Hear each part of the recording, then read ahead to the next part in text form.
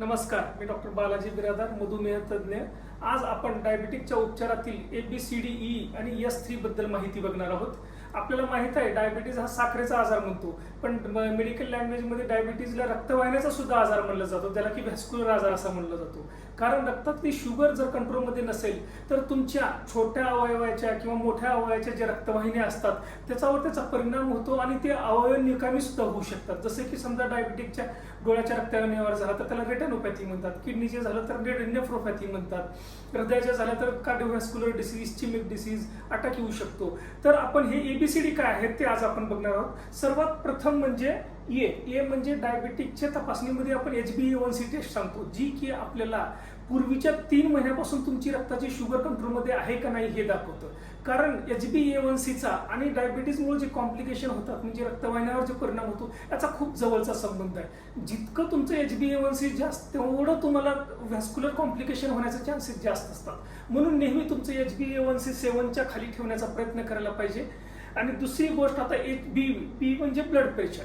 Diabetes आणि blood प्रेशरचा खूप जवळचा संबंध आहे, कारण हे दोघं हातात हात मिसळून आल्यासारखं दोघं एकत्र येतात. आणि नेहमी टार्गेट किती असलं पाहिजे ब्लड प्रेशर डायबिटिक पेशंटमध्ये, तर 130/80 याच्या खाली नेहमी त्याचं ब्लड प्रेशर असलं पाहिजे. आता सी म्हणजे कोलेस्ट्रॉल. कारण डायबिटीजमध्ये प्रीमॅच्युअर अथेरोस्क्लेरोसिस म्हणजे वय वाढतं तसं आपल्या रक्तवाहिनीमध्ये चरबी साचते, रक्तवाहिनी कडक होते. पण डायबिटीजमध्ये हीच प्रक्रिया थोडीशी लवकर प्रीमॅच्युरेट म्हणतात. त्याच्यामुळे डायबिटीज पेशंटला हृदयाचा आजार होण्याचं प्रमाण जास्त आहे. म्हणून बॅड कोलेस्ट्रॉल जो असतो LDL कोलेस्ट्रॉल तो नेहमी 100च्या खाली ठेवण्याचा प्रयत्न करायला पाहिजे आणि अग्रेसिव्हली मॅनेज केलं पाहिजे. आता डी म्हणजे ड्रग्ज. आजकाल डायबिटीजवर इतके छान ड्रग्ज आलेले आहेत की नुसतं शुगर कंट्रोल करून जमणार नाही तुम्हाला, तर त्या ड्रग्ज हृदयावर काम केले पाहिजेत किंवा तुमच्या किडनीला प्रोटेक्शन दिलं पाहिजे. जसं की SGLT2, GLP-1 अॅनालॉग्स हे ॲडव्हान्स्ड ड्रग्ज आलेले आहेत डायबिटीजमध्ये. ते ड्रगचा तुम्ही वापर केला पाहिजे. त्यासाठी तुम्ही तुमच्या डॉक्टरांना भेटलं पाहिजे. आणि दुसरी गोळी म्हणजे आपण नेहमी बघतोय की कोणत्या गोळ्या कॉमन वापरल्या जातात. ॲस्पिरिन गोळी वापरली जाते आणि कोलेस्ट्रॉलची गोळी वापरली जाते, किंवा ब्लड प्रेशरमध्ये आपण ऐकतो की टेलमिसार्टन, ओल्मेसार्टन ही गोळी वापरली जाते. अशा प्रकारे आता आपण पाहूया ई म्हणजे एक्झरसाइज म्हणजे तुम्ही फक्त चालून जमणार नाही, तर तुम्ही एक्झरसाइज सोबत कार्डिएक पण एक्झरसाइज केलं पाहिजे. तुम्ही मसल गेन किंवा मसल स्ट्रेंथनिंग सुद्धा एक्झरसाइज केलं पाहिजे, स्ट्रेचिंग एक्झरसाइज केलं पाहिजे. कारण काय होतं, नुसतं चालल्यानं तुमचं शुगर फक्त जेवढ्या वेळ तुम्ही चालतात तेवढंच वेळ कंट्रोल होतं.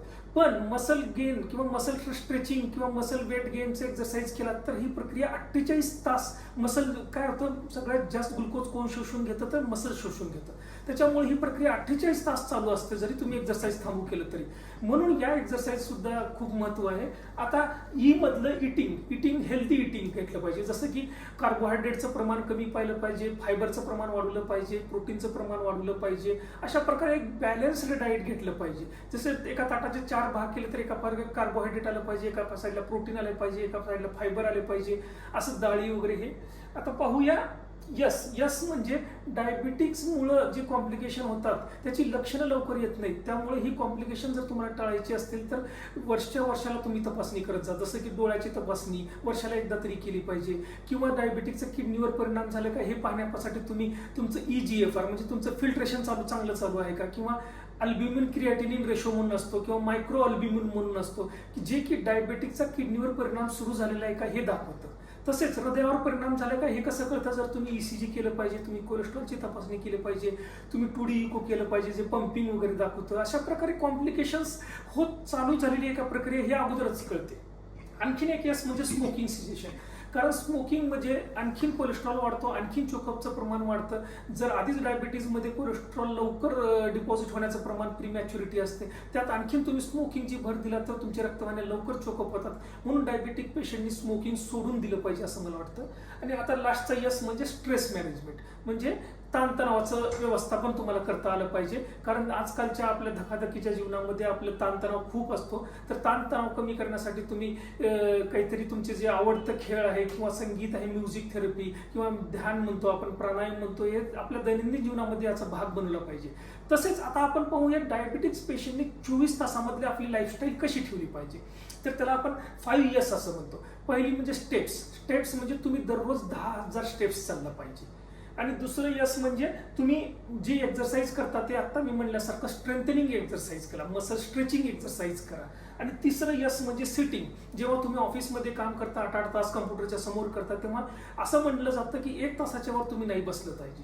1 तास झाला की तुम्ही उठलं पाहिजे, हात पाय स्ट्रेच केलं पाहिजे किंवा थोडंसं तिथेच 5 मिनिट 2 मिनिट फिरून आलं पाहिजे. अशा प्रकारे तुमची सिटिंग 1 तासाच्या वर नाही व्हायला पाहिजे. आता चौथं म्हणजे स्लीप. स्लीप खूप महत्वाचं असतं, कारण स्लीप नुसतं तुम्ही 8 तास झोपला म्हणून त्याला झोप म्हणत नाहीत, तर त्याची क्वालिटी सुद्धा महत्वाची. म्हणजे ती शांत झोप झाली पाहिजे, तुमची गाढ झोप झाली पाहिजे. नुसतं उगाच आपण म्हणतो की मी 8 तास 10 तास झोपलं पाहिजे आणि तुम्ही मध्ये मध्ये उगी जागरण किंवा टेन्शन स्ट्रेस असतं असं नका करू. एक चांगली झोप घ्या, वेळेवर झोप घेत जावा.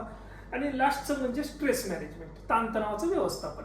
अशा प्रकारे हे जे सांगितलेलं आहे ABCDE किंवा 5 यस, हे कशासाठी सांगितलेलं आहे की डायबिटीजचे कॉम्प्लिकेशन जे असतात ते कॉम्प्लिकेशन जर तुम्हाला टाळायची असतील किंवा तुमच्या औषधाचा डोस जर कमी करायचा असेल तर तुमची लाईफस्टाईल अशा प्रकारे पाहिजे. किंवा तुम्ही फक्त आजकाल शुगरवर भर नाही दिली पाहिजे. आता माझ्या ओपीडीला पेशंट येतात, फक्त एकच तपासणी करून येतात, फास्टिंग PP. फास्टिंग PP पेक्षा महत्त्वाचं असतं HbA1c, तुमचं ब्लड प्रेशर कंट्रोलमध्ये आहे का, तुमचं कोलेस्ट्रॉल बरोबर आहे का, तुम्ही जे ड्रग्ज घेत आहेत ते खरंच डायबिटीज प्लस किडनी प्लस हार्टला प्रोटेक्शन देत आहेत का, प्लस यस म्हणजे कॉम्प्लिकेशनची तुम्ही वेळोवेळी तपासणी करताय का. अशा प्रकारे हे ABCDE प्लस यस असं तुम्ही आपल्या उपचारामध्ये वापरलं पाहिजे. फक्त की शुगर नाही नका करू, कारण डायबिटीज हा आता आजकाल जे संशोधन झालेलं आहे ते फक्त ग्लुकोसेंट्रिक नका राहू, म्हणजे शुगरवर केंद्रित नका राहू, तर व्हॅस्क्युलोसेंट्रिक राहा, म्हणजे तुम्हाला कॉम्प्लिकेशन होणार नाहीत. व्हॅस्क्युलोसेंट्रिक म्हणजे हे जे ABCDE आहेत हे सुद्धा कंट्रोल ठेवा असं सांगितलेलं आहे. अशाच प्रकारची नवीन नवीन माहिती मी पुढच्या व्हिडिओमध्ये घेऊन येईल. नमस्कार.